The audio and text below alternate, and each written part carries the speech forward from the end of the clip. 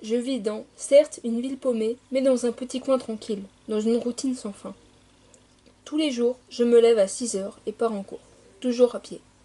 Je passe ma journée à étudier des choses inintéressantes avec une classe que je qualifierais de normale. Le midi, je mange des plats mal préparés de la cantine. Ils n'égaliseront jamais les bons petits plats que me fait maman.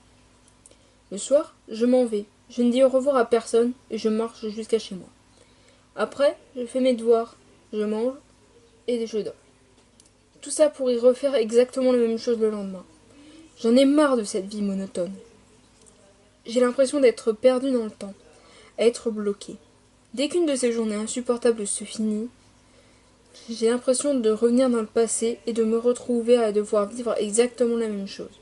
Et cela continue en boucle. Il ne se passe jamais rien dans cette ville. Pas de vol, pas de meurtre. D'un côté, c'est plutôt une bonne condition, mais des fois j'ai vraiment envie de tuer quelqu'un, ne serait-ce que pour faire bouger cette vie ignoble. J'ai déjà pensé à me tailler les veines, mais je n'avais pas le courage de le faire. Et puis, j'aimais mes parents. La seule chose qui me faisait être heureuse ici, c'était eux. Je ne pouvais pas me suicider, parce que je ne supportais pas la pensée de mes parents voir leur fille chérie disparaître.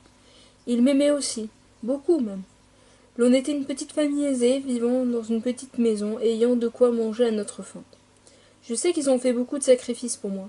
Mon père a abandonné ses études afin de pouvoir s'occuper de moi, et donc maintenant, à la place d'être un grand médecin, il n'est qu'un simple concierge. Ma mère, elle, avait hérité de toute la société de ses parents, qui étaient morts suite à une maladie. Elle avait dû tout vendre afin de nous acheter une maison. La seule chose qui lui reste, c'est sa manière d'écrire. Elle était au chômage, mais elle écrivait. Plusieurs de ses livres ont marché, ce qui lui a permis de subvenir à tous nos besoins. Maintenant, à chaque fois qu'elle a du temps libre, elle écrit. Des fois, j'ai l'impression d'être la seule de la famille à avoir cette vie sans but.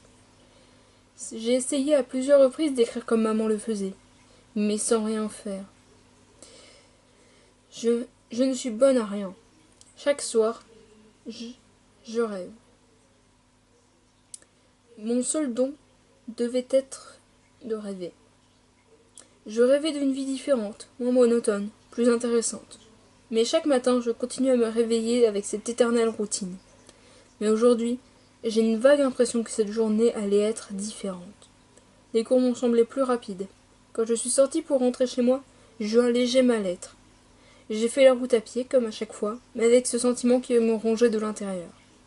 Puis, je suis enfin arrivée chez moi. C'est en ouvrant la porte d'entrée et en me dirigeant vers le salon que je fus accueillie avec une horrible surprise.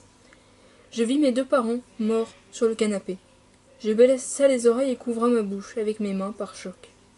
Je sentis les larmes couler le long de mes joues. Je me mis à genoux et pleura.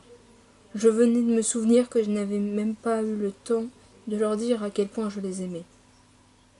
Cela fait, cela fait maintenant plus d'une semaine que je suis bloquée dans cet internat. Je suis ici, à devoir parler chaque jour avec une personne incompétente qui me répond à chaque fois qu'il faut sourire. Comment sourire quand les seules personnes qui te permettaient d'avoir une vie moins ignoble étaient mortes? Et puis, en plus de se retrouver dans cet endroit maudit, en plus que je me retrouvais dans cet endroit maudit, sans un seul souvenir de mes parents. Maintenant, j'ai une nouvelle routine. Le soir, dès que je vais me coucher, je pleure. Je pleure pendant plusieurs longues minutes à supplier de revenir à cette ancienne routine que je détestais tant.